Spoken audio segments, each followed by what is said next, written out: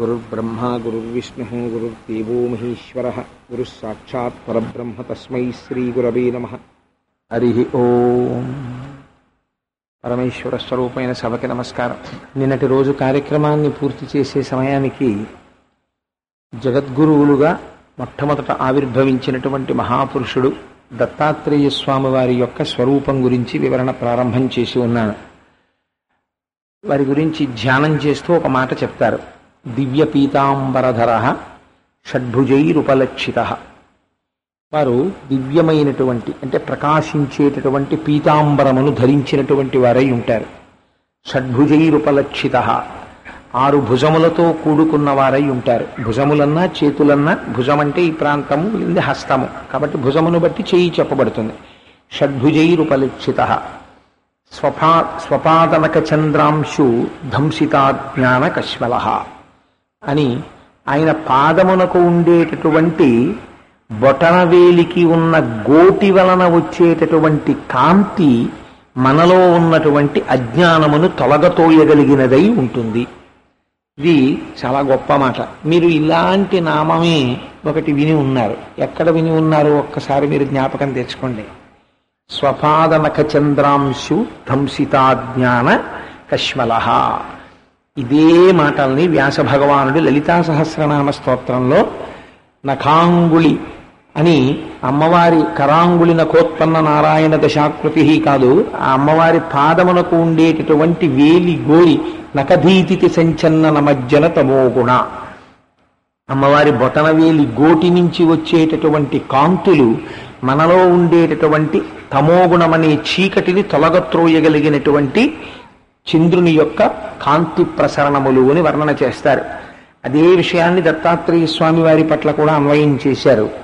వారి పాదము నుంచి వచ్చేటటువంటి బొటనవేలికున్న గోటి కాంతిని ఉపాసన చేస్తే చాలు, మనలో ఉండేటటువంటి అజ్ఞానాన్ని తీసేస్తుంది. అంతటి మహానుభావుడు ఆయన. 6 చేతులలో ఉండేటటువంటి ఆయుధములను గురించి నేను మీకు కొన్ని విషయములను నేను విజ్ఞాపన చేసి ఉన్నాను.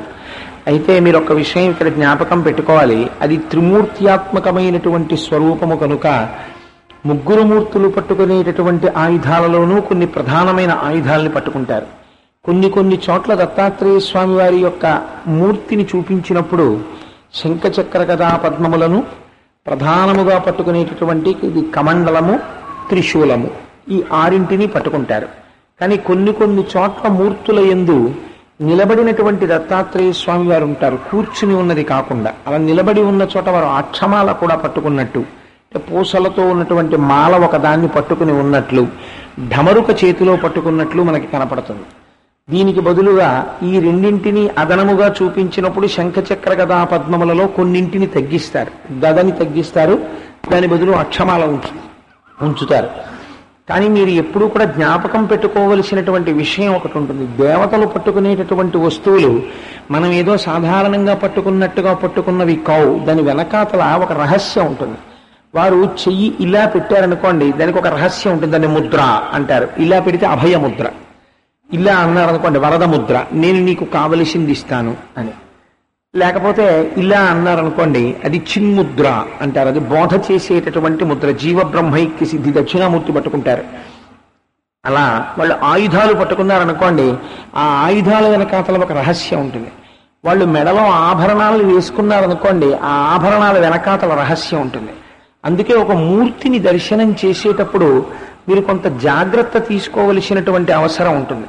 సాకారంచ నిరాకారం నిర్గుణంచ గుణాత్మకం తత్వం తత్పరమం బ్రహ్మ ఇది వేదాంతడిండిమహ అంటాడు వ్యాస భగవానుడు దేవీ భాగవతంలో.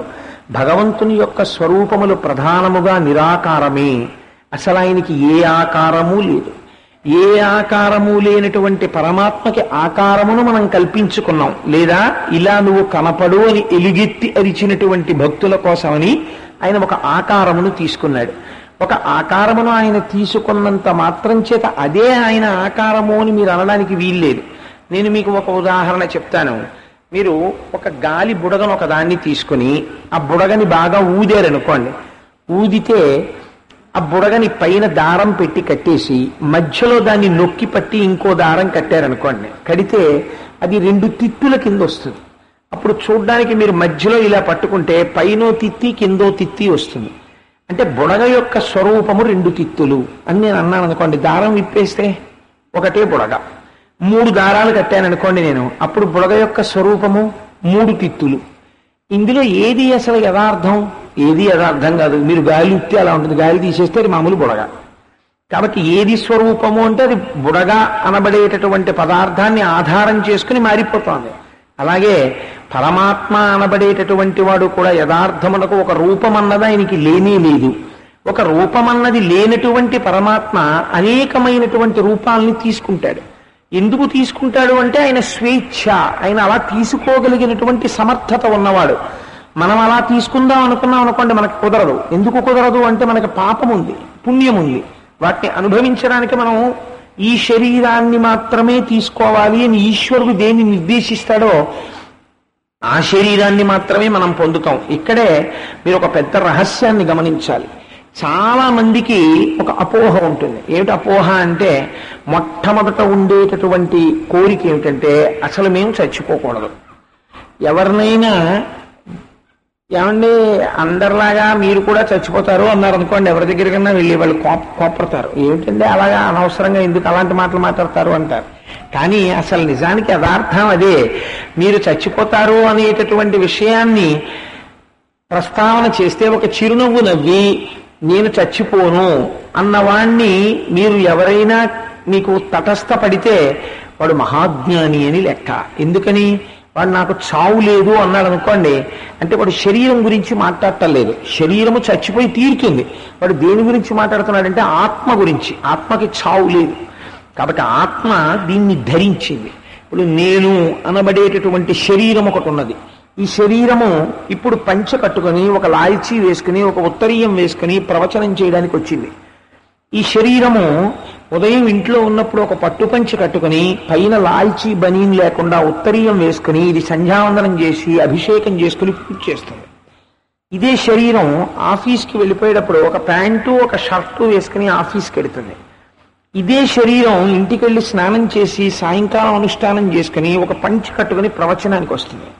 ఈ శరీరం రాత్రి ఇంటికి వెళ్ళిపోయిన తర్వాత ఈ పంచ లాల్చీ బనీను ఉత్తరీయం విడిచిపెట్టేసి ఒక తేలికైనటువంటి పంచ ఒక దాన్ని కట్టుకుని ఒక తేలికైన చొక్కాయో ఉత్తరీయమో వేసుకుని కొద్దిగా పలహారం చేసి నిద్రపోతుంది. కాబట్టి ఇప్పుడు ఈ శరీరము పంచ అని మీరు అనడానికి వీల్లేదు. ఈ వేషము తాత్కాలికము, శరీరము ధరించింది దీన్ని. శరీరము దీనిని ధరించినట్టే ఆత్మ శరీరమును ధరించినది. నేను ఈ బట్టల్ని విడిచిపెట్టినట్టే శరీరం ఈ బట్టల్ని వదిలిపెడుతున్నట్టే లోపల ఉన్న ఆత్మ కూడా దేహములను వదిలిపెడుతుంటుంది. ఇది వదిలిపెట్టేస్తుంది, ఇంకొక శరీరంలోకి వెళ్ళిపోతుంది. ఎప్పుడూ ఉండేది మాత్రం ఆత్మ. కానీ మనం ఒక్కటే పొరపాటు చేస్తాం. ఉండే వస్తువు ఏదో దాన్ని వదిలిపెడతాం, ఉండనిది ఏదో దాన్ని పట్టుకుంటాం. ఇది చిన్న మార్పు అంతే. ఇటు నుంచి ఇటుకు మారింది అనుకోండి, ఏది ఉంటుందో దాన్ని పట్టుకున్నారనుకోండి, ఎక్కడికి వెళ్ళడు, వాడు మోక్షం పొందేస్తాడు. కానీ ఏది ఉండదో దాన్ని పట్టుకుంటాడు. ఆ పట్టుకోవడంలో ఏమైపోతుందంటే అసత్యాన్ని పట్టుకున్నాడు. కాబట్టి అసత్య వస్తువునందు కలిగినటువంటి మమేకము చేత, ఆ అజ్ఞానము చేత మళ్ళీ పునర్జన్మల్లోకి వెళ్ళిపోతూ ఉంటాడు. కాబట్టి గురువు అనబడేటటువంటి దత్తాత్రేయ స్వరూపము త్రిమూర్త్యాత్మకమై వచ్చి కూర్చున్నప్పుడు ఆయన పెట్టుకునేటువంటి ఆయుధములు ఏ రకముగా మారినప్పటికీ అవి మాత్రం రాక్షస సంహారం కోసమని చెప్పి పట్టుకున్నటువంటి ఆయుధములు కావు. ఆ ఆయుధములు మీకు ఒక ప్రత్యేకమైన ప్రయోజనాన్ని సూచిస్తాయి. అందుచేత ఆ అవయవములను కానీ ఒక గోటిని కానీ గోటి కాంతిని కానీ ఏదో ఒక ఆయుధాన్ని కానీ మీరు ఉపాసన చేశారనుకోండి, మీ మనస్సు బాగా లగ్నమైంది అనుకోండి, మీరు ఒక్కసారి స్మరణ చెయ్యగానే అది మీకు ఇక్కడ ద్యోతకం అవుతోంది అనుకోండి, అది చాలు మిమ్మల్ని ఉద్ధరించేయడానికి. భగవంతుని యొక్క స్వరూపం అంతా చూడు, అంతా నీకు జ్ఞాపకం ఉండాలి అని శాస్త్రం చెప్పలేదు. చాలా కష్టం, నువ్వు అలా గుర్తుపెట్టుకోలేవు. నువ్వు బాగా జ్ఞాపకం పెట్టుకోవాలి అంటే అన్నిటికన్నా తేలిక పాదాల వంక చూడడం అనేటటువంటిది మనకి సహజమైన అలవాటు. ఎందుకంటే ఎవరైనా పూజనీయుడైన వ్యక్తి అన్న వాడు మీకు కనపడ్డాడు అనుకోండి, మీరు ఉత్తరక్షణం ఏం చేస్తారంటే వారి పాదాలకి నమస్కారం చేస్తారు. శరీరంలో ఇప్పుడు నేనే ఉన్నాను, ఒక ఉదాహరణకి చెప్తున్నానంతే, నేను ఒక గొప్ప కోసం ఈ మాట చెప్పట్లేదు. నేను మీకు ప్రవచనం చేస్తున్నాను, దానికోసం కదా మీ అందరూ వచ్చి ఇంత కష్టపడి కూర్చుంటున్నారు. ప్రవచనం అనేటటువంటిది ప్రధానముగా ఈ శరీరములో ఉండే ఏ అవయవము వలన జరుగుతుంది? నోటి వలన జరుగుతుంది ప్రవచనం. కానీ నేను వేదిక దిగినప్పుడు కానీ వేదిక ఎక్కుతున్నప్పుడు కానీ నా నోటిని కళ్ళకద్దుకుని నమస్కారం ఎవరైనా చేస్తారా? ఎవ్వరు చేయరు. ఏవి కళ్ళకద్దుకు నమస్కారం చేస్తారు? నా పాదములను కళ్ళకద్దుకు నమస్కారం చేస్తారు. పాదములను భక్తికి పాదములను ఉపాసన చేస్తారు. ఎందుకు చేస్తారు అన్నది నేను ఇప్పుడు కాసేపట్లో చెప్తాను, మీరు ఎలాగో దాన్ని వింటారు. కాబట్టి పాదములను భక్తితో చూస్తాం కాబట్టి తొందరగా జ్ఞాపకం ఉంటాయి. ఆ పాదములలో ఒక వేలికి ఉన్న గోటిని, గోటి నుంచి వస్తున్న కాంతిని మీరు చూడగలిగారనుకోండి, ఇక్కడే ఒక చమత్కారం ఒకటి ఉంటుంది. అసలు రహస్యం అంతా ఇక్కడ పెట్టేస్తారు. ధ్యాన శ్లోకంలో ఏమంటున్నారు? ఆయనకి ఉన్నటువంటి పాదములలో పాదమునకు ఉన్నటువంటి వేలికి ఉన్న గోటి కాంతిని నువ్వు చూస్తే నీలో ఉన్నటువంటి అజ్ఞానము దహింపబడుతుంది అంటున్నారు. మీరు చిత్రకారుడైనటువంటి వాడు పాదాన్ని చిత్రిస్తాడు, పాదమునకు ఉన్న వేళ్ళని చిత్రిస్తాడు, వేళ్ళకి ఉన్న గోళ్ళని చిత్రిస్తాడు. గోళ్ళకి ఉన్న కాంతిని చిత్రించమనండి, చాలా కష్టం. కాళ్ళకి ఉన్నటువంటి గోళ్ళలోంచి వచ్చే కాంతుల్ని చూపించడం చాలా కష్టం. అవి ఎక్కడ కనపడతాయి అంటే ధ్యానమునందు మాత్రమే ద్యోతకమవుతుంది. అంటే ఇప్పుడు దత్తాత్రేయ స్వామి వారి పాదమునకు ఉన్న వేలు, వేలికి ఉన్న గోరు, ఆ గోటి నుంచి వస్తున్న కాంతి మీకు ఎప్పుడు కనపడుతుంది అంటే మీరు పైన లోకమును చూసేటటువంటి ఈ నేత్రములను మూత వేసి ధ్యానము చేస్తూ శరీరాన్ని నిటారుగా నిలబెట్టి మీరు ఏ ముద్రలో తేలిగ్గా కూర్చోగలరో అటువంటి భంగిమలో కూర్చుని పళ్ళు గిటకరించకుండా చక్కగా ప్రశాంతంగా కూర్చుని మోస్ట్ కంఫర్టబుల్ అంటారు చూసారా, ఈ భంగిమనందు నేను కొంతసేపు కూర్చోగలను, నాకేం బాధ లేదు అన్న భంగిమలో మీరు కూర్చుని మీ యొక్క ఆజ్ఞాచక్రమునందు లేదా నాసికాగ్రభాగమునందు మీ దృష్టిని నిలబెట్టి ప్రాణాయామము చేసి ఊపిరిని ముందు నిబద్ధం చేస్తే ఊపిరి మీద మనస్సు ఆధారపడుతుంది. ఊపిరిని మీరు ఎంతసేపు ప్రాణాయామంలో నిలబెట్టడం చేత కాలేదో అంతకాలము మనస్సు మాట వినదు, అది తిరుగుతూనే ఉంటుంది. మనస్సుకి దేని మీద ఆధారం అంటే ఊపిరి మీద మనస్సు ఆధారపడుతుంది. అందుకే మీరు ఏ పూజ చెయ్యండి మొట్టమొదట ఏం చెప్తారంటే ప్రాణాయామ్య అని ప్రాణాయామం చెయ్యాలి. జాగ్రత్తగా ఎడమ ముక్కు నుంచి ఊపిరిని మెల్లగా పీల్చి కొద్దిసేపు కుంభకం చేసి, ఎక్కువసేపు చేయకూడదు ప్రారంభంలో, చేసి కుడి ముక్కులోంచి మెల్లగా వదిలిపెట్టాలి. మళ్ళీ కుడి ముక్కులోంచి మెల్లగా తీసి నింపి ఎడమ ముక్కులోంచి విడిచిపెట్టాలి. మీరు అలా మెల్లగా చేసే శ్వాసని నిబద్ధం చేస్తే మరాళి మందగమన ఆ ఊపిరి మెల్లగా తీయడం మొదలు పెడుతుంది. మీకు తెలియకుండా ఇది యోగము కింద మారుతున్నప్పుడు ఒక రహస్యం జరుగుతుంది. కుడి ముక్కులోంచి వెళ్ళే వాయువు ఎడం ముక్కులోంచి ఎడుతుంది, ఎడం ముక్కులోంచి వెళ్ళే వాయువు కుడి ముక్కులోంచి వస్తుంది. అది యోగం. దాని గురించి ఎక్కడైనా ముందు ముందు నేను ప్రస్తావన చేస్తాను, అప్పుడు మీకు నేను స్పష్టంగా చెప్తాను. మీరు మొట్టమొదట ప్రాణాయామం చేయడం బాగా అలవాటు పడితే ఆ ప్రాణాయామము చేత ఊపిరి చాలా మెల్లగా తీసి మెల్లగా వదలడం తనంత తాను చేస్తుంది శరీరం, మీ ప్రయత్నం అక్కర్లేదు. ఆ చెయ్యడంలో ఊపిరి ఎప్పుడైతే నిలబడిందో మనస్సు కూడా నిలబడిపోతుంది, కదలడం ఆగుతుంది. కదలడం ఆగి నిలబడగానే మీరు ఏ వస్తువుని దానికి చూపిస్తున్నారో ధ్యాన శ్లోకము అని ఉంటుంది. అందుకే ఏ మంత్రాన్ని ఉపాసన చేసినా ఒక ధ్యాన శ్లోకం ఉంటుంది. ఆ ధ్యాన శ్లోకము చదువుతున్నప్పుడు శబ్దముల చేత క్యాన్వాస్ మీద గీసుకుంటాడు ఫోటోని. అస్తమానం ఫోటో చూడక్కర్లేదు.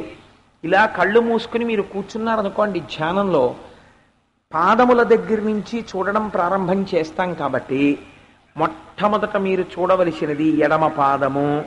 ఎడమ పాదమునకు దూరంగా విప్పినటువంటి పాదుక, ఆ ఎడమ పాదము పిక్క వరకు కనపడుతూ ఎర్రగా ఉన్న అరికాలు, చక్కటి బొద్దైన బొటనవేలు, బొటనవేలుకున్న తెల్లటి గోరు, ఆ ఎర్రటి వేలు తెల్లటి గోరులోంచి వస్తున్న సన్నటి కాంతి, ఆ పక్కన ఇంకొక వేలు, ఆ బొట్టన వేలు కన్నా ఆ వేలు కొద్దిగా పొడుగ్గా సాముద్రికానికి సరిపోయి దానికి ఒక గోరు, దాని పక్కన మూడో వేలు, అది ఇంకొంచెం చిన్నది, అది బొట్టన వేలు పక్క వేలు కన్నా చిన్నది, దానికి ఒక గోరు, ఇలా మీరు చిటికెన వేలు వరకు వెడితే పుచ్చు లేకుండా చిన్ని గోరు, పైకి తిరగకుండా అందమైన గోరు, ఆ గోళ్లలోంచొస్తున్న కాంతి, ఎర్రటి పాదం, మెత్తటి దత్తాత్రేయ స్వామి వారి పాదం మీద మీ తల పెట్టి నమస్కారం చేస్తుంటే గంధం వాసనతో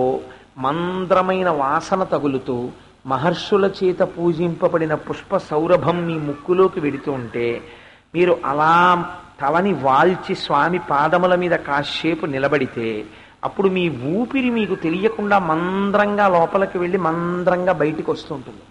ఇప్పుడు ఈ ధ్యానములో మీరు చూసినదున్నదే అదే అసలు ప్రయోజనం. అప్పుడు మీకు ఇక్కడ ద్యోతకమవుతుంది.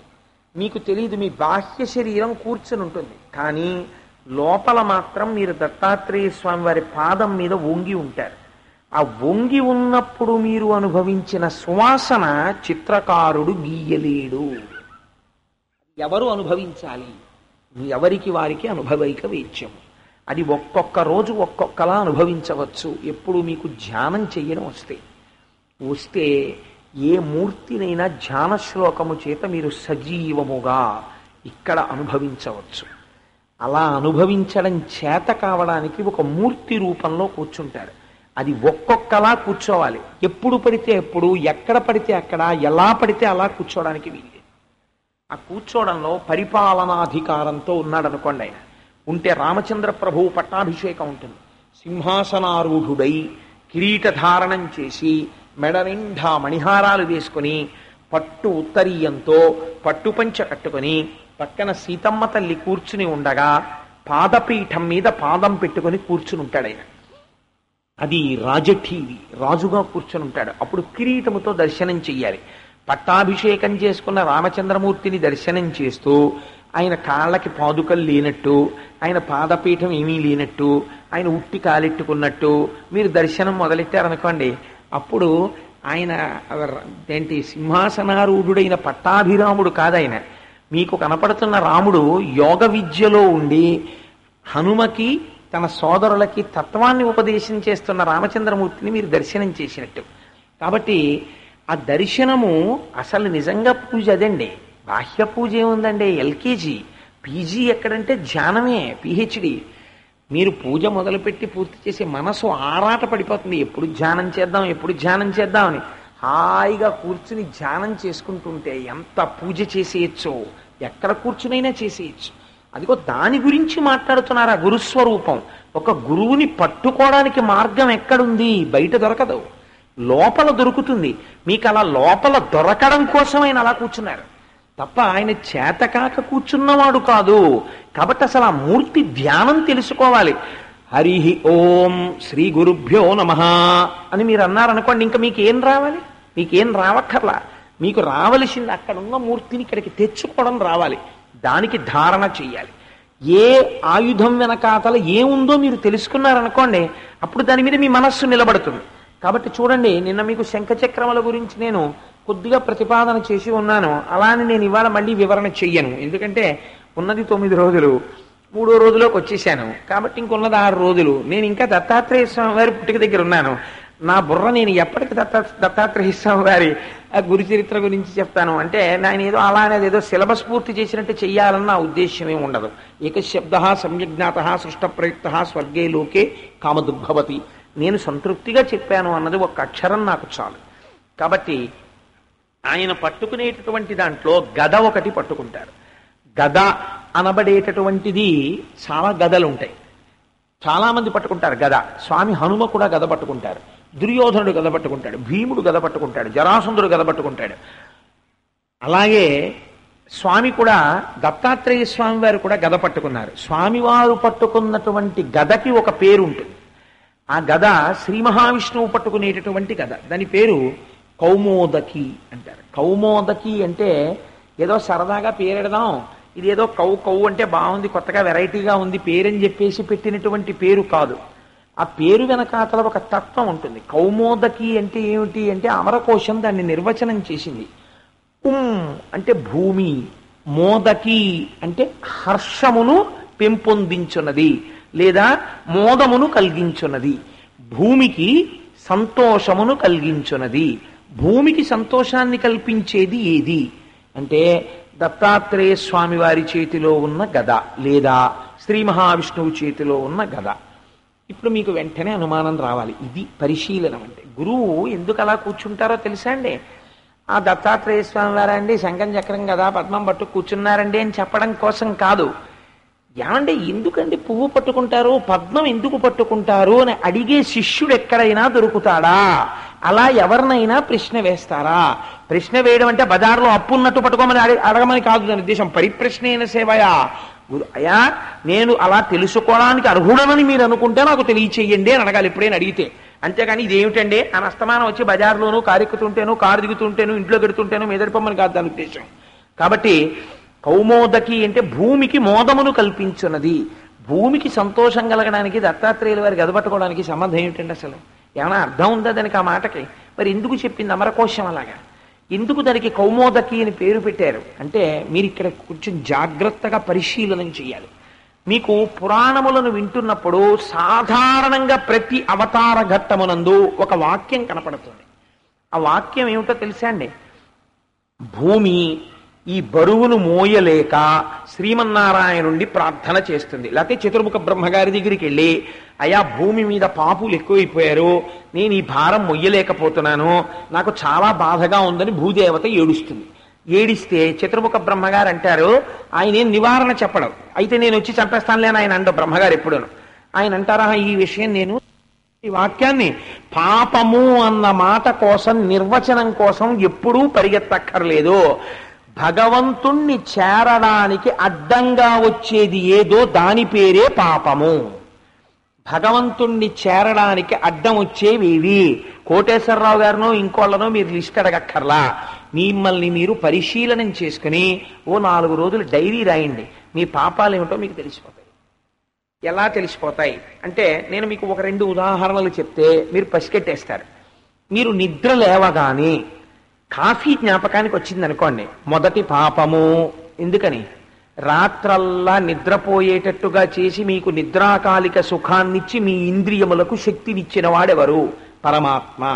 మొట్టమొదటి దృష్టి ప్రసరణం ఈశ్వరుడు యొక్క మూర్తి మీద ఎక్కడ పడింది? అసలు బెడ్రూమ్లో భగవంతుడి ఫోటోయే పెట్టడు వీడు. పనికి మాలిన ఫోటోలు కొన్ని ఉంటాయి, ఆ ఫోటో ఏమిటో వాడికి తెలియదు, వాడి ఇంటికి వచ్చిన వాడికి తెలియదు. కానీ దాని గురించి వాడు ఒక మాట చెప్తాడు, ఇది బలానా ఎగ్జిబిషన్లో కొన్నానండి 25,000 అని. ఓహో 25,000 వాడు సంతోషించాలి. అందులో ఏముంటుంది అంటే అయోమయం ఉంటుంది. షిరా కాస్త వదిలే. మా చిన్నతనంలో ఆ ఇంకు పైన స్క్రూ ఉండేది, దాన్ని విప్పేసి 2 చుక్కలు ఇంకు తెల్లకాగితం మీద వేసేసి దాన్ని మడతలు పెట్టేసేవాళ్ళం. పెట్టేసి మడత తిప్పితే అదో చెట్టులాగో పుట్టలాగో ఏదో వచ్చేది. వస్తే పక్కవాడికి చూపించి ఒరే చూసావా నా తెల్లకాగితం మీద చెట్టు వచ్చింది పుట్ట వచ్చింది అనేవాళ్ళం. వాడు కొంచెం వంపి వాడేదో చేసి ఒరే నాకేదో వచ్చిందని వాడు చూపించేవాడు. ఇలా వెర్రెక్కి కాగితాలు చింప ఇంకు పొయ్యా, ఆఖరికి మేస్టార్ చూసి 4 తగలనిచ్చేవారు. అప్పుడు స్క్రూ పెట్టుకుని బుద్ధిగా పెన్ను పెట్టి రాసుకునేవాళ్ళం. అలా వాడు ఏమిటో గీస్తాడు, అది ఏమిటో వాడికి తెలియదు. కాబట్టి వాడికి ఏమిటో తెలియదు, కొనుక్కున్న వాడికి తెలియదు.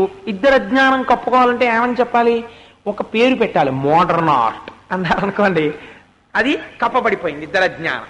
కాబట్టి దానికి ఒక 25,000 రూపాయలంటే వెళ్ళిన వాడు కూడా అయ్యో బాబోయ్ ఆయన అమాయకుడేంటి ఇది తెచ్చుకుని బెడ్రూమ్లో పెట్టుకున్నాడంటే అని వీడు కూడా చూసి దానికి నమస్కరించాలో తెలియదు, నమస్కరించకూడదో తెలియదు, వచ్చేస్తాడు. వీడు రోజు ఏం చూస్తాడంటే నిద్ర లేవగానే దాన్ని చూస్తాడు. ఇప్పుడు ఏమవుతుంది? అది ఎంత అయోమయమో వీడంత అయోమయంలోకి ప్రసరణం ప్రారంభం అవుతుంది. పాపమా కాదా?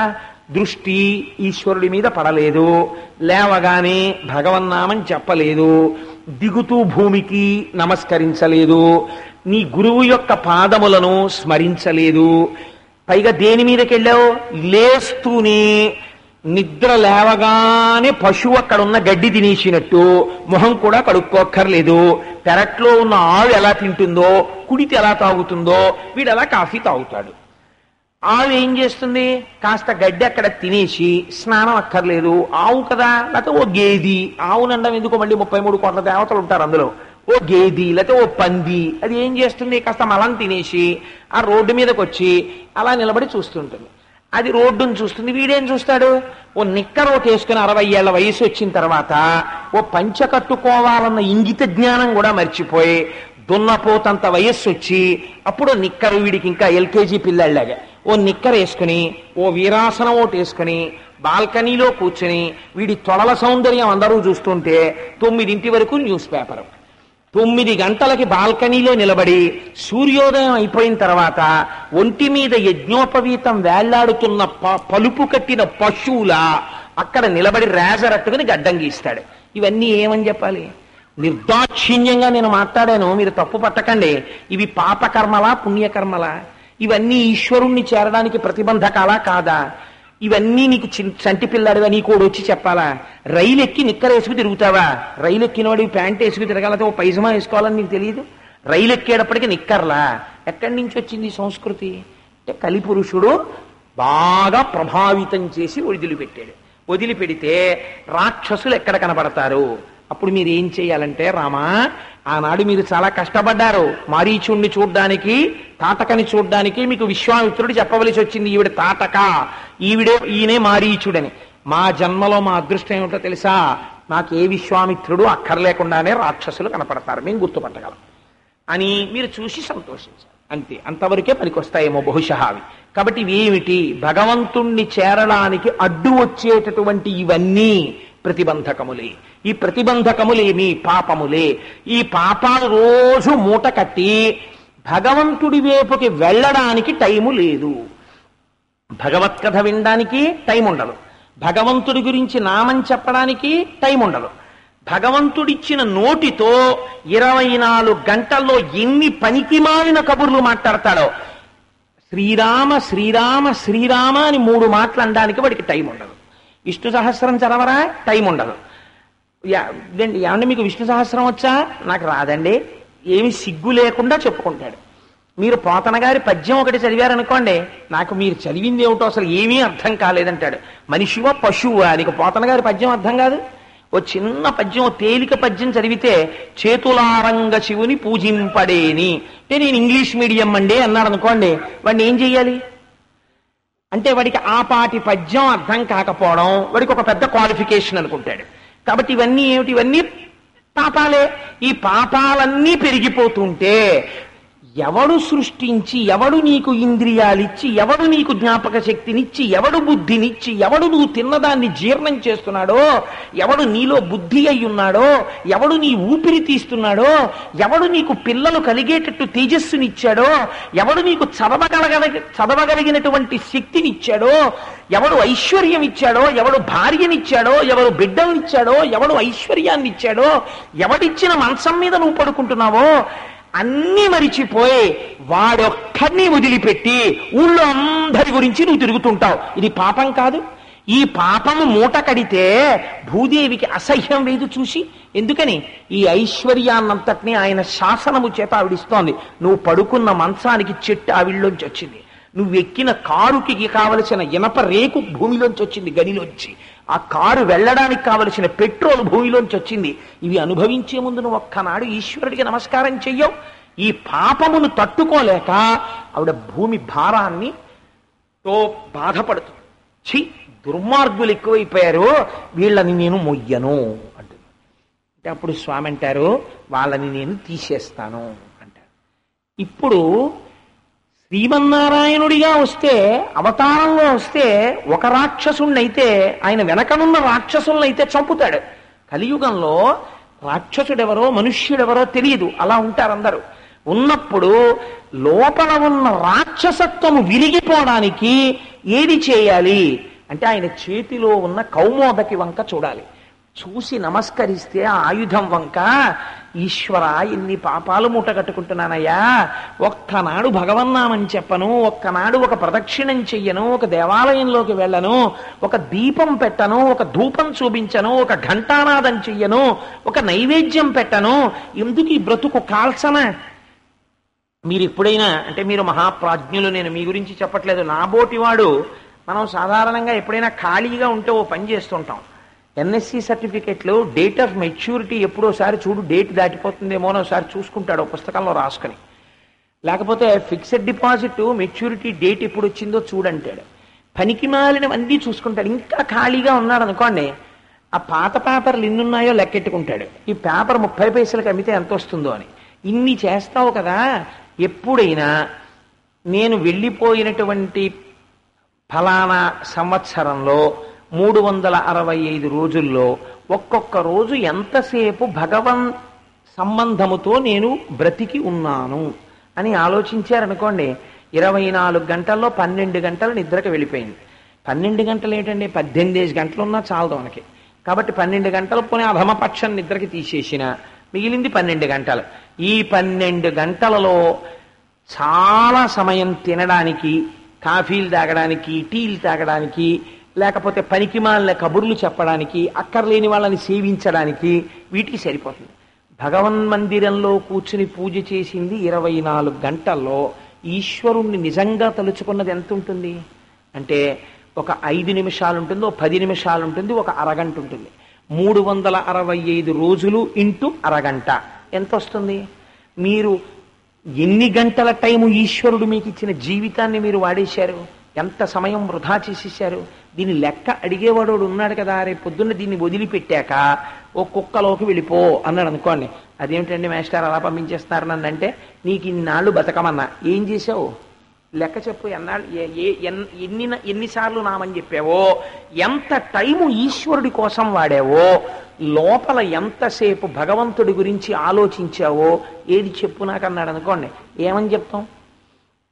కాబట్టి మనం చేస్తున్నటువంటి పాపాన్ని మనం భగవంతుడికి దూరంగా ఎంత కృతజ్ఞతతో బతుకుతున్నామో, మన బ్రతుకు మనకి చూపించి మనని పుణ్యం వైపుకి తిప్పడానికి ఉపయోగపడేటటువంటి భగవంతుని యొక్క రూపమే కౌమోదకి.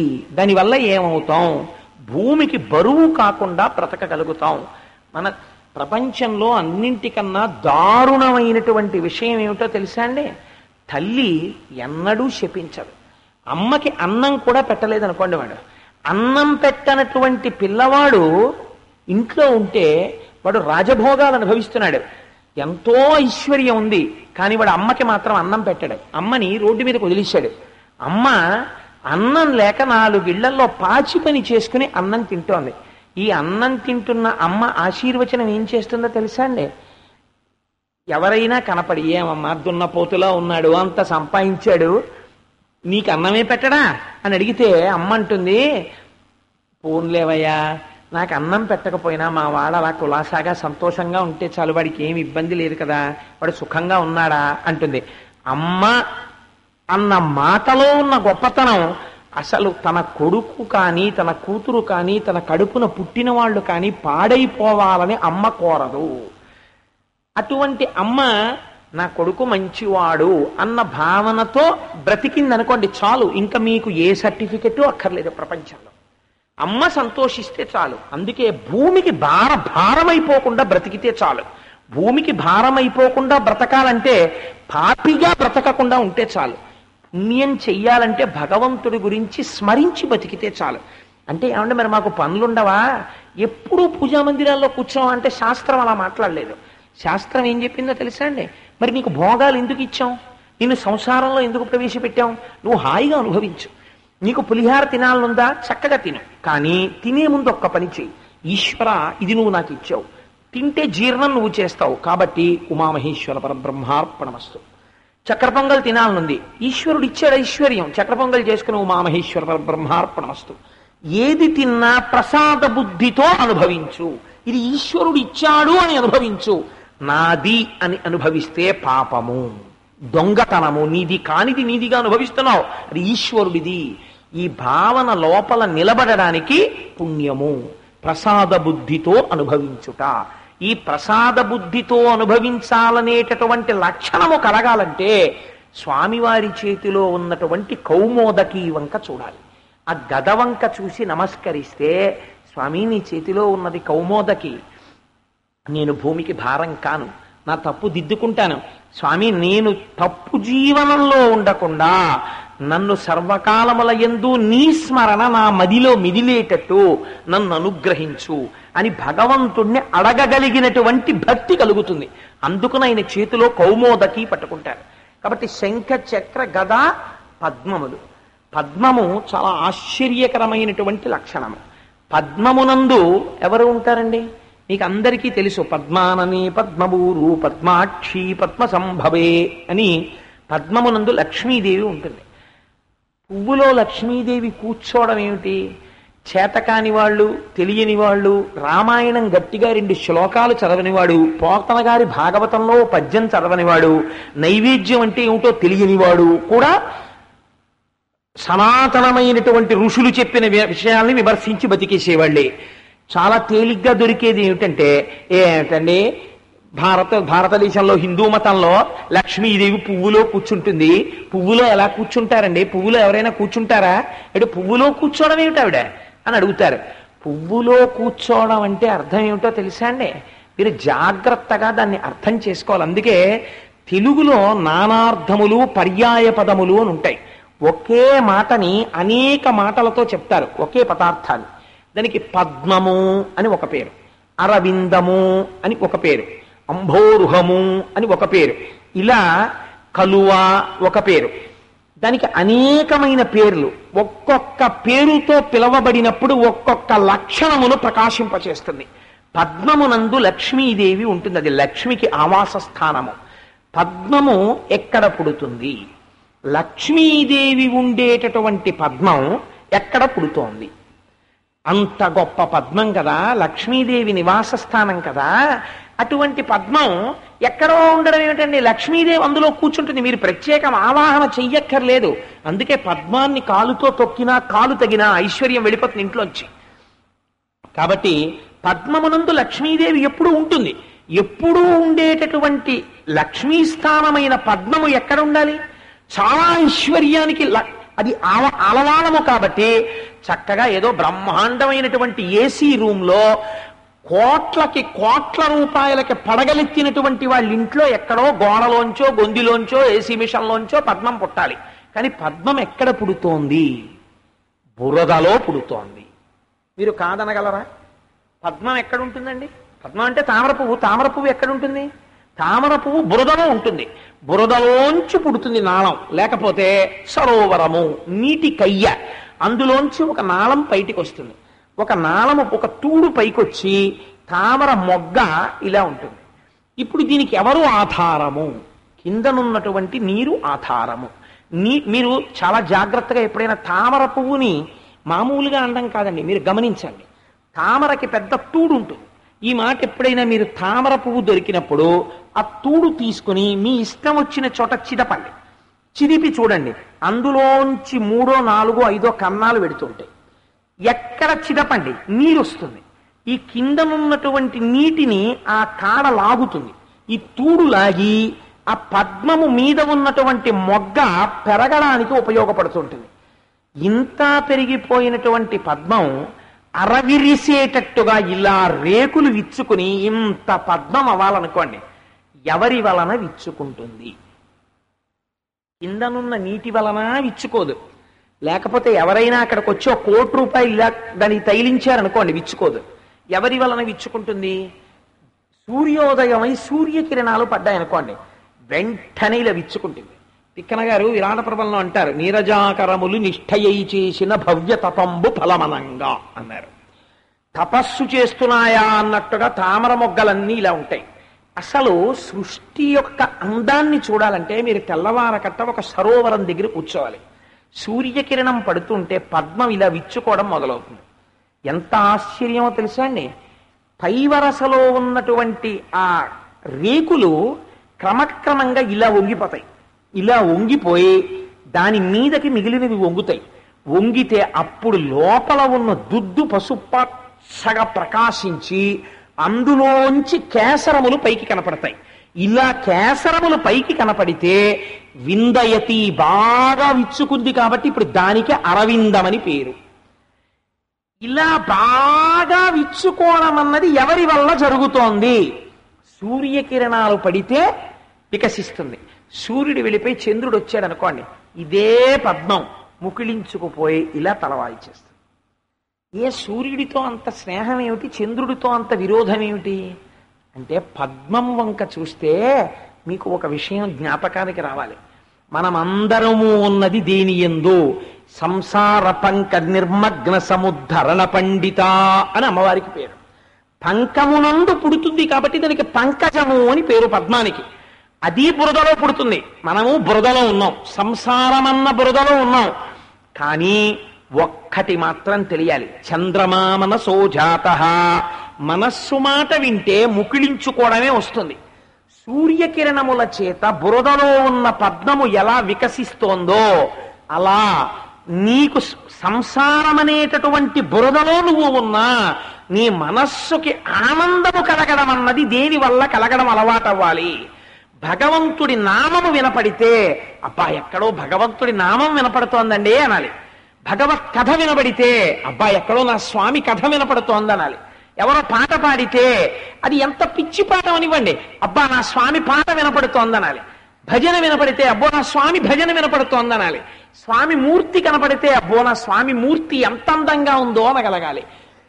ఎక్కడ భగవన్నామము వినపడినా ఇక్కడ మనస్సు ఇలా ఇలా విచ్చుకోగలగాలి. సంసారమన్న బురదలో ఉండి సూర్యనారాయణుడనబడేటటువంటి భగవంతుని యొక్క నామము చేత, కీర్తన చేత, శ్రవణము చేత, భజన చేత నీ మనస్సు అరవిందము వలె విచ్చుకోవడము ప్రారంభమైతే నీవు మనుష్య జన్మలో ఉన్నందుకు ప్రయోజనము. అది లేనినాడు నువ్వు దేని యందు ఉండి మాత్రమో ఉపయోగమేమి? ఏ శరీరంలో నువ్వు ఉంటే మాత్రం ఉపయోగం. ఒక కుక్క ఉన్నది, ఆ కుక్క మనస్సు విచ్చుకోదు. ఎందుకు విచ్చుకోదు? దాని చెవు వింటుంది భగవత్కథని, విన్నా అది భగవత్కథ అని దానికి తెలియదు, అలా నడిచి వెళ్ళిపోతుంది అంతే. ఒక పిల్లి, ఇక్కడ ఉపన్యాసం జరుగుతుంది అనుకోండి, పిల్లి అలా వచ్చిందనుకోండి అలా వెళ్ళిపోతుంది. ఓ పక్షి అలా ఎగిరిపోతుంది. అయ్యో ఇక్కడ భగవత్కథ జరుగుతోంది, అలా వినకపోవడం వల్ల నేను ఇలా అయిపోయాను, విందాం, దానికి తెలియదు. దాని మనస్సుకి జృంభణము లేదు. నీవు మనుష్య ఉపాధిలో ఉన్నావు, భగవత్ కథ వలన నీ మనస్సుకి జృంభణము కలగదు. నీ ఉపాధికి కుక్క ఉపాధికి తేడా లేదు. ఉపాధుల రీత్యా అద్దులో పంచభూతాలు ఉన్నాయి, ఇందులో పంచభూతాలు ఉన్నాయి. భగవత్ కథ వలన నీ మనస్సుకు ఆనందం కలగలేదు, దానికి కలగలేదు. అది నడిచి వెళ్ళిపోతుంది, నువ్వు కూర్చుని ఉండిపోతావు, అంతే తేడా. లేదా నువ్వు వెళ్ళావు, నీకు టీవీ మీద మోజు ఎక్కువ ఉంటుంది. కాబట్టి ఇప్పుడు ఏమైపోయింది అంటే ఉపాధి రీత్యా శరీరము మారుతోంది, కానీ నీ మనస్సుకు అసలు తెలుసుకోవలసినటువంటిది తెలుసుకోగలిగిన మనుష్య శరీరంలో ఉన్నా నువ్వు తెలుసుకోలేకపోతున్నావు. కాబట్టి నీవు పద్మము వంటి వాడవు కావు. ఉపాధి రీత్యా మనిషివి, కానీ నువ్వు ఏ ఇతరమైనటువంటి ఉపాధులతోనైనా సమానమైన వాడవే. నువ్వు మనిషి అనిపించుకోవాలంటే కృతజ్ఞత అలవాటు కావాలి. పంచభూతాత్మకమైన ఈ జగత్తుకి సృష్టికర్త ఎవడో తెలుసుకుని వాడి పట్ల నీకు మనస్సుకి ఆనందము కలగాలి. ఇప్పుడు మనుష్య శరీరంలో లేవు, ఏదో ఉపాధిలో ఉన్నావు, ఓ కుక్క ఉపాధిలో ఉన్నావు. కానీ భగవత్కథ ఎక్కడ జరుగుతోందో అక్కడ దాన్ని చీ చీ చీ అని కొట్టేస్తున్నా సరే ఏదో ఒక మూల నుంచి వచ్చి అది ఎక్కడో నిలబడి వింటోంది. ఇప్పుడు కోట్లకి పడగలెత్తి ఇంట్లో కూర్చుని ఒక దిక్కుమాలినటువంటి కల్పనా కథల చేత మత్తెక్కితై తక్కలాడేటటువంటి మనస్సున్నటువంటి ఒక దుర్మార్గుడి కన్నా ఛీ అని తోసేసినా వచ్చి ఏ మూలలో విని నిలబడేటటువంటి ఒక కుక్క ఎందుకు గొప్ప కాదు.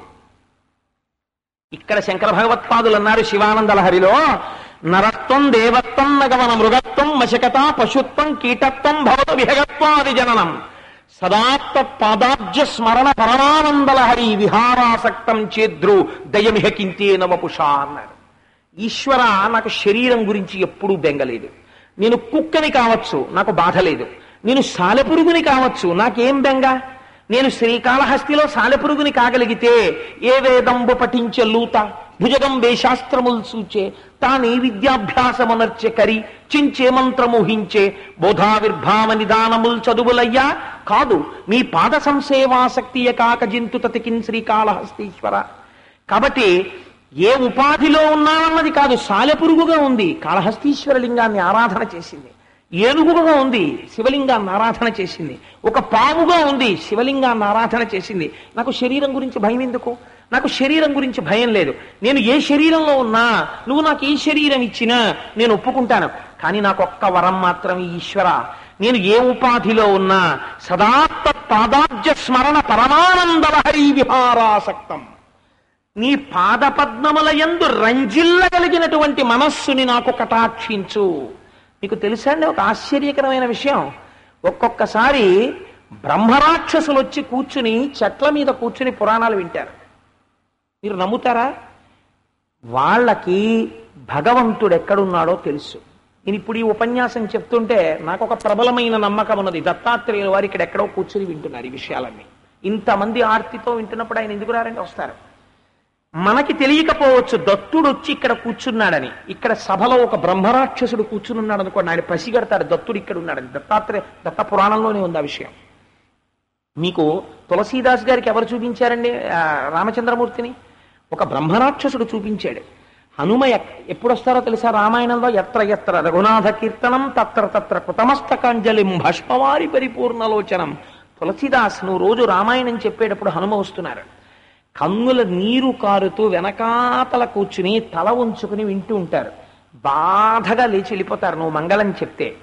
ఆఖరణ బాధగా వెనక్కి తిరిగి చూస్తూ వెళ్ళిపోతున్న ముసలాయన వెనకాల వెళ్ళిపో, ఆయనే హనుమని చెప్పారు.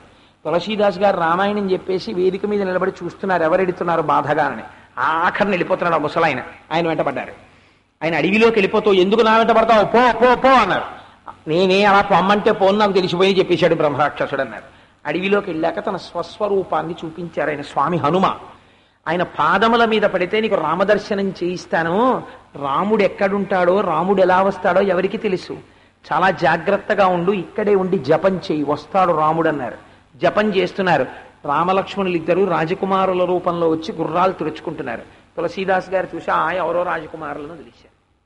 హనుమ పరిగెత్తుకొచ్చి అడిగారు, రామలక్ష్మణులు వచ్చారు నమస్కరించావా అన్నారు. ఎప్పుడు వచ్చారన్నారు. చూడండి ఎంత భక్తుడు పట్టలేకపోయాడు. వెళ్ళిపోయారు. ఇంకెక్కడ రామలక్ష్మణులు అన్నారు. మళ్ళీ ఒక రోజున కూర్చుని రామలక్ష్మణులకు పూజ చేద్దామని గంధం తీస్తున్నారు. రామలక్ష్మణులు ఇద్దరు చిన్న పిల్లల రూపంలో వచ్చి తాత తాత గంధం పెడతావా, తాత తాత గంధం పెడతావా అంటున్నారు. చీ మీకు కాదు గంధం, రామలక్ష్మణులకు పొండి పొండి అంటున్నారు. మళ్ళీ వదిలేస్తున్నాడు. రాణి చిలుక రూపంలో వచ్చి పంజరంలో కూర్చుని హనుమ పాట పాడారు. వచ్చిన పిల్లలు రామలక్ష్మణులు గంధం ఇయ్యని. అది విని గభాలన గంధం పూశారు. రామలక్ష్మణుల యొక్క సాక్షాత్కారమైంది తులసీదాస్ గారికి. ఎవరికి తెలిసి ఎలా వస్తున్నాడో భగవానుడు ఏ రూపంలోనైనా రావచ్చు. కాబట్టి దాన్ని గ్రహించి ఏ ఉపాధిలో ఉన్న ఈశ్వరారాధన చేసుకోగలిగినటువంటి ఉపాధి సాలెపురుగైతే మీకు నష్టం ఏమిటి, పాము అయితే మీకు నష్టం ఏమిటి, కప్ప అయితే మీకు నష్టం ఏమిటి? మనుష్య శరీరం గొప్పది అని ఎప్పుడు అనాలి? పద్మము సూర్యకిరణముల చేత విచ్చుకున్నట్టు భగవత్ కథాశ్రవణము చేత మనస్సు జృంభణమును పొందితే ఆనాడు ఆ శరీరము ధన్యతని పొందినటువంటి శరీరము, ఆ మనస్సు ధన్యతని పొందినది. అది లేనినాడు పృథివిలో పుట్టినటువంటి పదార్థాలు తినేయడానికి బాకీ చెల్లించుకునే వాళ్ళ వచ్చాడు తప్ప వీడి ఉండి ఉపయోగమేమి, వాడు కృతజ్ఞుడు. కాబట్టి అలా బ్రతకడం నేర్చుకో అని పద్మాన్ని ఉదాహరణ చెప్పడానికి పద్మమునందు లక్ష్మియే మోక్షము. ఈ స్థితి మోక్షము. ఈ భక్తి వలన ఏది వస్తుంది? జ్ఞానం వస్తుంది. ఈ జ్ఞానం ఎప్పుడు వస్తుంది? ఎవ్వరూ చెప్పలేరు. ఆఖరికి ఋషులు కూడా చెప్పలేరు. ఇప్పుడు నీకు జ్ఞానం వస్తుంది, ఎవ్వరూ చెప్పరు. ఎలా వస్తుంది ఏమో చెప్పలేం. మీకు నేను ఒక ఉదాహరణ చెప్తాను. మీరు ఆ ఉదాహరణ చెప్తే మీరు తొందరగా పట్టుకోగలుగుతారు. నాకు తరచు భగవాన్ రమణులు జ్ఞాపకానికి వస్తూ ఉంటారు. మహాపురుషుడైన సద్గురువు. అందుకని రమణులు చెప్పినటువంటి ఒక విషయాన్ని మీకు విజ్ఞాపన చేస్తాను. ఒకానొకప్పుడు బుభువు అనబడేటటువంటి ఒక గొప్ప గురువు ఉండేవారు. ఆయన అద్వైత సంప్రదాయం గురించి, మోక్షస్థితిని గురించి తన శిష్యుడైనటువంటి నిధాగుడికి బోధ చేశారు. ఆ నిధాగుడు బుభువు అన్నా ఆయన మార్గం అన్నా ఆయనకి చాలా నమ్మకం. వచ్చి ఆ బుభువు దగ్గర కూర్చుని ఆయన పాదాలు పట్టుకుని రోజు శ్రవణం చేసేవాడు. ఆయన రోజు చెప్పేవారు, ఆత్మ అనబడేదే ఉన్నది, దేహము అన్నది అసత్యము అని చెప్పేవారు. అన్నీ వినేవాడు. అన్నీ విని మళ్ళీ ఎక్కడికి వెళ్ళిపోయాడో తెలుసా అండి? ఇంటికి వెళ్ళిపోయి ఆ గురువుగారు చెప్పినవన్నీ సత్యాలే, కానీ ఆ జ్ఞానం అంత తొందరగా వంట పడుతుందా అని మళ్ళీ కర్మ మార్గంలోకి వెళ్ళిపోయాడు. మళ్ళీ మడి బట్ట, మడి నీళ్లు, మడి చెంబు, మళ్ళీ దేవతలు పూజలు చెయ్యొద్దని నేను అంటలేదు, జ్ఞానం వచ్చే వరకు చెయ్యాలి. కానీ జ్ఞానమునందు మనస్సు నిలబడేది కాదు. బుభువు ఉదారుడు. గురువు అన్నవాడండి చాలా ఔదార్యంతో ఉండాలి. గురువు అన్ని వేళలా గురువు పట్ల గౌరవం శిష్యుడు తనంత తాను ప్రకటించాలి. శిష్యుడు గురువుని గౌరవంగా చూడలేదనుకోండి, గురువుకు వచ్చే నష్టం ఏమి ఉండదు. ఒక అగ్నిహోత్రం వెలుగుతోందనుకోండి, మీరు అగ్నిహోత్రంలోకి ఒక చచ్చిపోయిన తొండని తీసుకొచ్చి పడేశారనుకోండి, వేరొక ఆయన అయ్యయ్యో ఇది అగ్నిహోత్రము అని తీసుకొచ్చి ఆవు నెయ్యి పోశాడనుకోండి, చచ్చిపోయిన తొండని తీసుకొచ్చి అగ్నిహోత్రంలో పడేయడం వల్ల అగ్నిహోత్రానికి అపవిత్రత ఏమైనా వస్తుందా? అగ్నిహోత్రానికి ఏం రాదు. తొండ రూపంలో అగ్నిహోత్రం కాల్చేస్తుంది తొండని, తొండ కాలిపోయి బూడిదైపోతుంది. కూడా ఇచ్చి అగ్నిని అవమానించాలని వేసిన వాడు భ్రష్టుడైపోతాడు, పాపం చుట్టుకుంటుంది. అగ్నికి ఏమీ మార్పు లేదు. నెయ్యి పోసిన వాడికి నెయ్యి కాలిపోయింది, కానీ వాడేమైపోయాడు? మహాపుణ్యాన్ని పొందేశాడు. అదేమిటి? అగ్నికి అవమానం జరగలేదు కదా చచ్చిన తొండ వేసినప్పుడు, మరి పాపం ఎందుకు వస్తుంది అంటే అది అగ్ని యొక్క స్వరూపము, దానికేం మార్పు ఉండదు. కానీ నీ భావన వలన నువ్వు నశించిపోతావు. గురువు అగ్నిహోత్రము వంటి వాడు. నీవు చేసిన మానవమానములు ఆయనకు అంటావు. ఆయన తామరాకు మీద నీటి బొట్టులా ఉంటాడు. నువ్వు పొగిడినా నవ్వుతాడు, నువ్వు తెగిడినా నవ్వుతాడు. పొగిడి నువ్వు పెరుగుతావు, తెగిడి నువ్వు నశించిపోతావు. అగ్ని గురువు. ఎందుకని జ్ఞానానల ప్రభావేన తస్మై శ్రీ గురవే నమః. ఆయన జ్ఞానమనబడేటటువంటి అగ్నిపర్వతమై ఉన్నాడు. కాబట్టి ఇప్పుడు ఉపాసన చేసి గౌరవించి పెరిగిన వాడెవరు? శిష్యుడు. అవమానించి పాడైన వాడెవరు? శిష్యుడు. ఆ మానవమానములు అగ్నికున్నాయా? లేవు. అలా గురువు ఏం చేస్తాడు? దారి తప్పిన శిష్యుడి కోసం తాను పరిగెడతాడు. అది గురువుకుండే లక్షణం. అయ్యో వీడిని ఎలా ఉద్ధరించుకోవాలి అని పరిగెడతాడు. కాబట్టి నిదాభుడి కోసం బహువు పరిగెత్తేవాడు. ఏం చేస్తున్నాడు అసలు? వీడు ఏమైనా చదువుతున్నాడా? వీడు సక్రమంగా ఉన్నాడా? వీడు బాగా ఉన్నాడా? గురువులండి ఎంత జాగ్రత్త తీసుకుంటారో తెలుసా? ఒక్కొక్క నాడు కన్నుల నీరు వస్తుంది మనకి. నేను సభాముఖంగా చెప్పచ్చో చెప్పకూడదో నాకు తెలియదు. ఒక్కొక్క రాత్రి 11 గంటలకు వస్తారు మా గురువు గారు. వచ్చి తలుపు తడతారు. తలుపు తడితే ఏమిటి గురువుగారు ఇప్పుడు వచ్చారు అని అడిగితే అప్పుడు వచ్చి కూర్చుని వారు ఎన్ని గొప్ప విషయాలు చెప్తారు. ఒరే నాయన నువ్వు ఇది చెప్తున్నావు, శంకర భగవత్పాదులు అంటే ఏమిటో తెలుసా? ఇది. ఆ శ్లోకం ఏమిటో తెలుసా? ఇది. వారు ఎన్ని విషయాలు రాత్రి 11 గంటలకు వచ్చి కూర్చుని నిషీధి వేళ చెప్పి పెడతారు. గురువుగారు ఇంత 11 వేళ నిద్రమాని ఎందుకు వచ్చారండి అంటే, ఒరే నాన్న ఈ మధ్య నీ కోసం వచ్చేవాళ్ళు ఎక్కువ అయ్యారు కదా, నీకు పాపం టైం ఎక్కడుంటుంది నాతో మాట్లాడడానికి? నా మాటలు నువ్వు ప్రశాంతంగా వినాలంటే ఒక రాత్రి నాకు 2 గంటలు నిద్ర తగ్గినా పర్వాలా, కానీ నిన్ను సాన పట్టడానికి, నీ దారి నువ్వు తప్పకుండా నిన్ను శిక్షించడానికి ఇదే సరైన సమయం, ఎవరు రారు కాబట్టి ఇప్పుడే వస్తానంటారు. కాబట్టి ఇప్పుడు ఏమవుతుంది? ఇది గురువు యొక్క ఔదార్యము. ఆయనకి రావలసిన అవసరం ఏమిటి?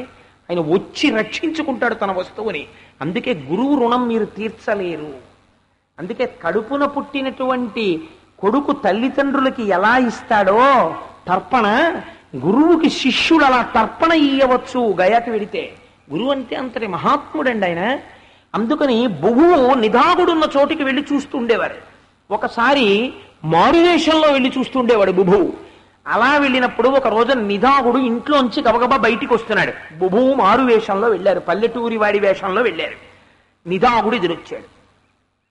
జ్ఞానం ఎలా కలుగుతుంది అంటే చూడండి ఆశ్చర్యం. ఇది పద్మమునందు లక్ష్మి ఉండడం అంటే.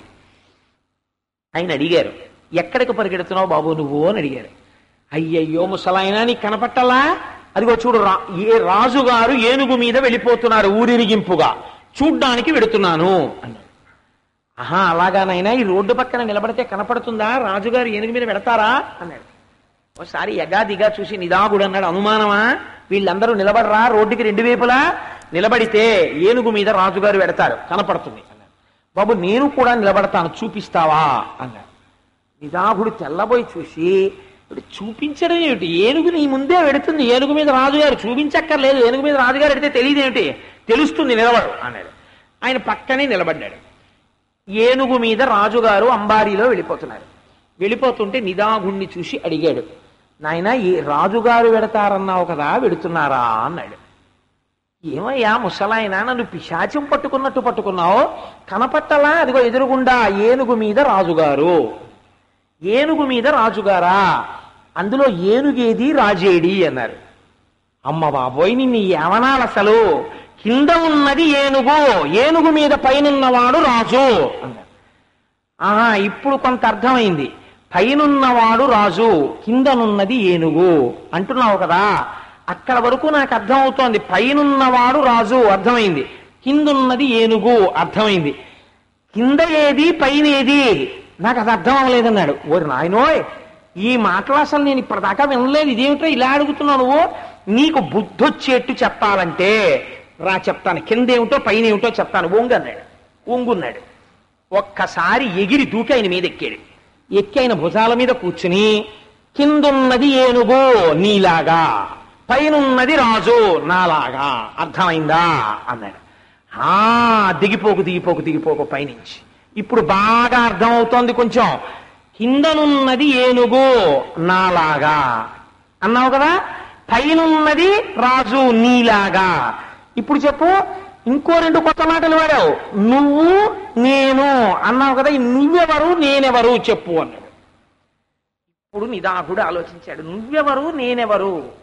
నువ్వు అంటే శరీరం, నేను అంటే శరీరం, 2 శరీరాలే, రెండింటిలో ఉన్నది ఆత్మయే.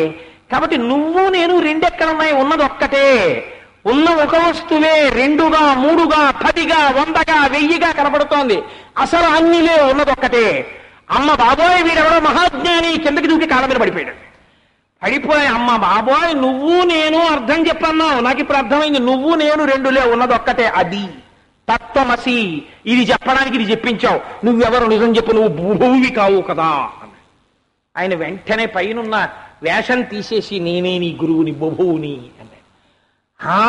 మీరు చెప్పిన అద్వైతం ఇవాళ అర్థమైంది నాకు బాగా అన్నాడు. శహభాష్, ఇది అర్థం అవడానికే ఇలా వచ్చానన్నాడు. ఇప్పుడు చెప్పండి, ఎప్పుడు వచ్చింది జ్ఞానం అంటే? పద్మమనబడేటటువంటి భక్తి లక్ష్మికి నివాసమైనది. ముందు భక్తి ప్రారంభమైతే ఆ భక్తి ఏదో ఒక స్థితిలో బాగా ఉడికి ఉడికి ఉడికి ఉడికి ఉడికి ఉడికి జ్ఞానముగా మారిపోతుంది. మీరు ఒకటి ఆలోచించండి. చెట్టుకి పిందె మీకు తెలుస్తుంది, కాయ మీకు తెలుస్తుంది, పక్వానికి వచ్చినది మీకు తెలుస్తుంది, పండైనది మీకు తెలుస్తుంది. కానీ పండైనది అన్న దాంట్లో ఇంతకు ముందు ఇంత పిందెగా ఉన్నది, ఇంత కాయగా ఉన్నప్పుడు కోస్తే లోపల గట్టిగా ఉన్న పదార్థం అంతా ఇలా ముట్టుకుంటే లోపల నుంచి రసం కారిపోయేటట్టుగా, ఎటువైపు నుంచి వేలు పెట్టి పొడిచినా రసం కారిపోయేటట్టుగా లోపల ఉండేటటువంటి గట్టిగా ఉన్నటువంటి గుజ్జు స్వరూపమైన పదార్థమంతా పేశలమైపోయి రసమైపోయి ఇలా ముట్టుకుంటే కారిపోయేటట్టు తయారు చేసిన వాడెవరో, కానీ అలా ఎప్పుడు తయారైందో కానీ మీకు తెలుసా? మీకు తెలియదు, మీకు తెలియక్కర్లేదు కూడా. కాయ పండైనది మీకు తెలుస్తుంది. కుక్కర్లో బియ్యం అన్నీ ఎప్పుడు ఉడికే అన్నంగా మీకు తెలియక్కర్లేదు. కుక్కర్ కోత వేస్తే మీకు చాలు, అగ్నిహోత్రము వలన ఉడికినది అంతే కదా. అంతేకాని అయ్యో ఉడికిందో లేదో అని పై అన్నం అంతా తీసేసి కింద అన్నం అంతా తీసేసి అన్ని పిసికేసి చూడరు కదా. పై బియ్యం ఉడికాయి, కింద బియ్యం అన్నీ ఉడికాయి, అన్ని గింజలు ఉడికిపోయాయి. అగ్నిహోత్రము తగిలితే బియ్యము ఉడికినట్టు, చెట్టుకే ఉన్నది పండు పండినట్టు, ఒకసారి పండినది లోపల ఉన్నది రసమైనట్టు భక్తి పెరిగి పెరిగి పెరిగి పెరిగి జ్ఞానమవుతుంది. ఆ జ్ఞానం ఏమవుతుంది? అంతటా బ్రహ్మమును చూపిస్తుంది. ఆ బ్రహ్మమును చూసేటట్టుగా భక్తిని జ్ఞానం వైపుకి వండగలిగిన వాడెవరు? గురువు. ఎవరు పడితే వాళ్ళు ఎలా పడితే అలా వంట చేయలేరు. ఇంటి ఆయన ఇప్పుడో ఒకసారి వంట చేశాడు అనుకోండి, అన్నీ పెట్టేస్తాడు. ఆవిడ చెప్తుంది చాలా మాటలు ఊరెళ్లే ముందు, ఏమంటే అన్నం మాత్రం బయట తినకండి, మీకు పడదు. 1 డబ్బాడు బియ్యం పోసుకోండి, 2 డబ్బాలు నీళ్లు పోయండి, కడిగేయండి, మళ్ళీ 2 డబ్బాలు నీళ్లు పోయండి, కుక్కర్లో 1.5 డబ్బా నీళ్లు పోయండి, ఇది పెట్టండి, మూత పెట్టండి, గ్యాస్ కట్టి పెట్టండి, మేక్కి పెట్టాను, కుక్కర్ పెట్టి 2 హ్యాండిల్స్ దగ్గరికి వచ్చేటట్టుగా చూసుకోండి, ఒకసారి కొట్టండి, పైన వెయిట్ పెట్టండి, అప్పుడు 10 నిమిషాల తర్వాత కుక్కర్ కూస్తుంది, అన్నం అయిపోయినట్టే. మీరు హాయిగా స్టవ్ ఆర్పేసి వెళ్ళిపోండి. మీరు 1 గంటకు వచ్చేటప్పటికి వేడిగా ఉంటుంది, అప్పుడు మూత తీసుకొని అన్నం తినండి అని ఇన్ని చెప్పి పెడుతుంది. ఈయన కుక్కర్లో బియ్యం పోస్తాడు, కడుగుతాడు, కొలతల ప్రకారం నీళ్లు పోస్తాడు, కుక్కర్ హ్యాండిల్స్ పెట్టేస్తాడు, వెయిట్ పెట్టేస్తాడు, స్టవ్ మీద పెట్టేస్తాడు. స్టవ్ వెలిగించడం మర్చిపోయాడు. అది చెప్పలేదు ఆవిడ, స్టవ్ వెలిగించమని. అది కూడా చెప్పవలసి వస్తుందని ఆవిడ అనుకుందా? ఇన్ని పనులు చేశాడు, అన్నం ఉడుకుతుందా? ఉడకదు. అగ్నిహోత్రము ఉంటేనే అన్నం ఉడుకుతుంది. గురువు లేని విద్య గుడ్డి విద్య. ఇన్ని పుస్తకాలు చదివినా గురుముఖత మాట వినపడనప్పుడు, గురువు ద్వారా శ్రవణము జరగనప్పుడు, గురుమంత్రము లేనప్పుడు అది ఉడకదు సరిగ్గా. అలా అలా అలా అయోమయంలోకి వెడుతూనే ఉంటుంది ఎప్పుడు. కాబట్టి ఆ గురువు దొరకడం అన్నిటికన్నా జీవితంలో గొప్ప అదృష్టం. కాబట్టి ఇప్పుడు ఏమైపోయింది? అగ్ని వలన బియ్యమన్నీ ఉడికినట్టు గురువు యొక్క మాట వలన భక్తి జ్ఞానముగా మారి మోక్షం వైపుకు వెడుతుంది. ఇది పద్మమునందు లక్ష్మి ఉండుట. శంఖ చక్ర గదా పద్మములు.